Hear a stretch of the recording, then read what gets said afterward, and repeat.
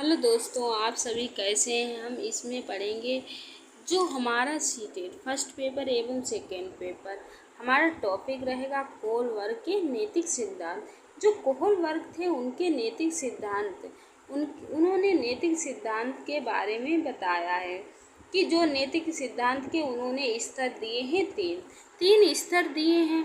उनके स्तर कितने हैं? तीन। उनके स्तर दिए गए हैं तीन।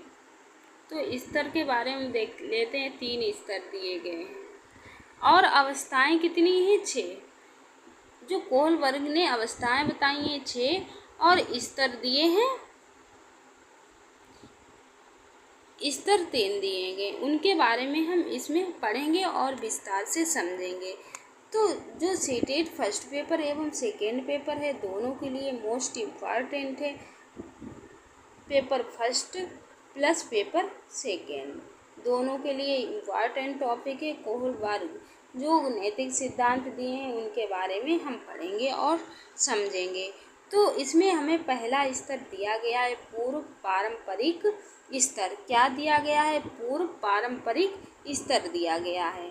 तो जो स्तर फर्स्ट दिया है पूर्व पारंपरिक स्तर, तो इसके बारे में हम पहले समझ लेते और पढ़ लेते हैं।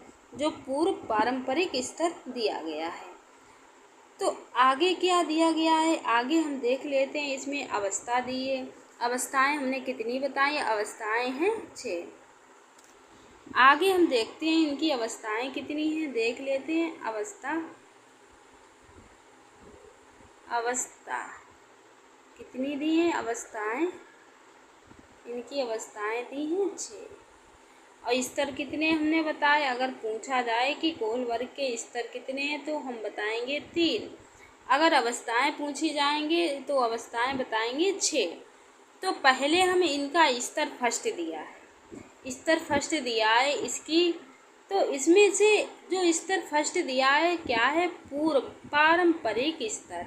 जो पूर्व पारंपरिक स्तर, इनमें 2 अवस्थाएं होती हैं। फर्स्ट में जो पूर्व पारंपरिक स्तर है इसकी अवस्थाएं कितनी हैं? 2 अवस्थाएं इसमें दी गई हैं। कौन कौन सी हैं देख लेते हैं।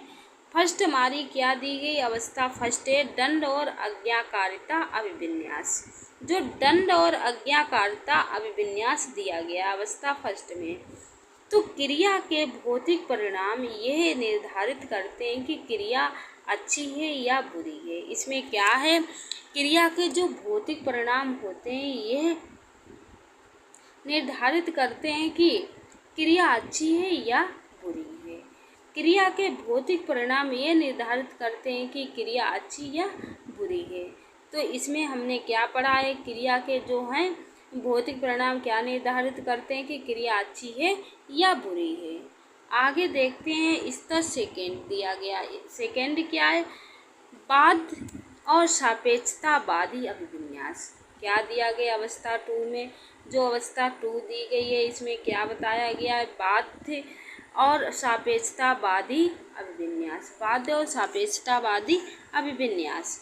तो इसमें क्या बताया गया है? स्तर फर्स्ट में ही हम पढ़ रहे हैं। तो इस स्तर में छात्रों का व्यवहार, यदि आप मेरी सहायता करेंगे, इसमें छात्रों का व्यवहार कैसा होता है कि यदि आप मेरी सहायता करेंगे तो शायद मैं कभी भी आपकी सहायता कर सकूँगा। इसमें क्या है? यदि आप उनके साथ में जैसा करेंगे तैसा वो आपको साथ में करेंगे। तो अगर आप उनकी हेल्प करेंगे तो दोबारा वो भी आपकी हेल्प कर सकते हैं। तो इसमें जो इनकी अवस्था सेकेंड में सापेक्षता अभिविन्यास, इसका मतलब क्या हुआ? अगर आप जैसा मेरे साथ करेंगे बदले में भी हम आपके साथ वैसा करेंगे। तो इसमें स्तर फर्स्ट में जो बताया गया है अवस्था 2। तो इसमें हम अब देख लेते हैं स्तर सेकेंड। स्तर सेकेंड क्या दिया गया है? परंपरागत स्तर। परंपरागत स्तर दिया गया। पहले हमने क्या पढ़ा है? पूर्व पारंपरिक स्तर पढ़ा। अब हमारा सेकेंड क्या है? परंपरागत स्तर। तो इसमें क्या? इस स्तर में व्यक्ति, परिवार और समूह या राष्ट्र की अपेक्षाओं को बनाए रखने की प्राथमिकता होती है। इसमें क्या है? जो समूह है, राष्ट्र है और राष्ट्र की जो अपेक्षाएं उनको प्राथमिकता देता है। तो अवस्था थर्ड है। इसमें अवस्था कौन सी है? थर्ड। अवस्था थर्ड के बारे में हम पढ़ लेते हैं। तो अच्छा लड़का अच्छी लड़की, इसमें क्या होता है कि अच्छा लड़का और अच्छी लड़की का अभिविन्यास होता है। तो इसमें आगे हम देख लेते हैं, अवस्था थर्ड है और स्तर सेकेंड है। तो अच्छा व्यवहार वह है जिसके द्वारा दूसरे प्रसन्न होते। इसमें क्या बच्चा लगा रहता है कि हम ऐसा काम करें जिससे हमें दूसरे हमसे प्रसन्न रहें, दूसरे हमारी प्रशंसा करें या हमसे खुश रहें। तो वे अच्छा लड़का या लड़की बनने का क्या करते हैं, अच्छा लड़का या लड़की बनने का बहाना या ढूंढते हैं, बहाना या बनने की कोशिश करते हैं कि दूसरों की नज़रों में अच्छा बना रहने की। तो इसमें अच्छा लड़का और अच्छा लड़की बनने का अभिविन्यास। तो अवस्था थर्ड दिए, अच्छा व्यवहार हुआ है जिसके द्वारा दूसरे प्रसन्न रहें।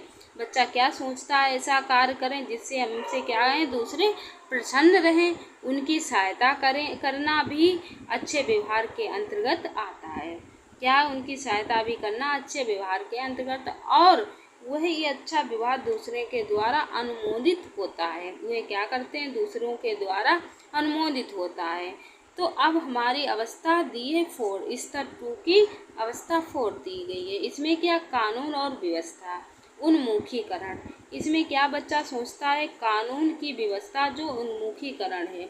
इसमें प्राधिकरण निश्चित नियमों और सामाजिक व्यवस्था के रखरखाव की और अभिविन्यास। इसमें क्या बच्चा, जो समाज के नियम हैं, जो समाज के नियम कानून है, उन्हें बनाए रखता है। तो कानून और व्यवस्था का उन्मुखीकरण। तो अवस्था 4 दी है, स्तर 2 पारंपरिक स्तर।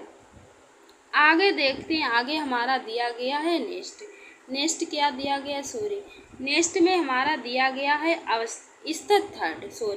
स्तर थर्ड में क्या दिया गया, उत्तर परंपरागत नैतिकता। इसमें क्या है, थर्ड स्तर में उत्तर परंपरागत नैतिकता दी गई। इस स्तर में नैतिक मूल्यों और सिद्धांतों को परिभाषित करने का एक स्पष्ट प्रयास होता है। इसमें बच्चा क्या करता है, इस स्तर में जो नैतिक और मूल्यों के सिद्धांत होते हैं उन्हें परिभाषित करने का स्पष्ट क्या करता है बच्चा, प्रयास करता है। तो इसमें जो अवस्था 5 दी है, इसमें क्या बताता है बच्चा कि सामाजिक अनुबंधन अभिविन्यास, जो सामाजिक अनुबंधन और अभिविन्यास हैं। तो आगे देखते हैं सामाजिक अनुबंधन अभिविन्यास। इस स्तर में सामान्य व्यक्तिगत अधिकारों और मानकों के संदर्भ में सही कार्यों को परिभाषित करता है। इसमें बच्चा क्या करता है, जो भी सही कार्य होते हैं उन्हीं को परिभाषित करता है सामान्य व्यक्तिगत अधिकारों पर। जो सामान्य व्यक्तिगत जो अधिकार होते हैं उनके संदर्भ में बच्चा क्या करता है, सही कार्यों को परिभाषित करता है। जो अवस्था हमारी लास्ट दी गई 6, स्तर थर्ड में अवस्था हमारी है 6। देख लेते इसमें क्या है। इसमें बताया गया है कि सार्वभौमिक नैतिकता सिद्धांत का अभिविन्यास। अवस्था 6 में बोला गया है सार्वभौमिक नैतिकता सिद्धांत अभिविन्यास। इसमें क्या है, तार्किक व्यापकता और सार्वभौमिक और निरंतरता के लिए अपील करने वाले और स्वयं चुने हुए नैतिक सिद्धांतों के अनुसार विवेक के निर्णय द्वारा अधिकारों को परिभाषित किया जाता है। इसमें बच्चा क्या करता है, बच्चे को अगर उसमें सही उसे जो लगता है वही उसी कार्य को करता है। इसमें ये नहीं कि अगर जो भी कानून बना दिए गए हैं उनके ही आधार पे चले। अगर नियम कानून लोगों के लिए अगर हानिकारक हैं तो इसमें बच्चा क्या करेगा, उन नियमों को तोड़ सकता है। तो अपने हिसाब से क्या है, नैतिक सिद्धांतों के अनुसार, अपने विवेक के अनुसार, अपने माइंड के अनुसार क्या करेगा, निर्णय लेगा। वह क्या, जो कानून या जो सामाजिक नियम बने हुए हैं उनके आधार पर कार्य नहीं करता है। अगर कार्य जो सामाजिक नियम या बनाए गए अगर सही हैं तो उन्हें फॉलो करेगा, अगर उसके हिसाब से गलत हैं अगर तो क्या करेगा बच्चा, उसे फॉलो नहीं करेगा। वह क्या करेगा, उसे तोड़ देगा। तो यहाँ पे क्या है हमारा आगे, इसमें क्या हमने पढ़ा, जो नैतिक सिद्धांत थे कोलवर्ग के उनके बारे में पढ़ा। तो स्तर कितने थे, स्तर हमारे 3 थे। याद हमें रखना है अच्छे से, स्तर 3 हैं। अवस्थाएं कितनी हैं, अवस्थाएं हमारी दी गई हैं 6। हमें बहुत अच्छे से याद रखनी है और इन्हें बहुत अच्छे से समझ लेना और पढ़ भी लेना है। तो आगे क्या जो अवस्थाएं स्तर दिए उन्हें बहुत अच्छे से, फर्स्ट में हमारा क्या बताया गया था, जो फर्स्ट दिया गया उसमें पूर्व पारंपरिक स्तर दिया गया है, दंड और आज्ञाकारिता का अभिविन्यास, और सेकेंड में क्या दिया, बाद सापेक्षतावादी अभिविन्यास, और सेकेंड में क्या हमारा दिया गया, जो सेकेंड दिया है परंपरागत स्तर दिया है, और इसमें हमारी अवस्था है अच्छा लड़का अच्छी लड़की का अभिविन्यास, और जो अवस्था 4 दी है कानून और व्यवस्था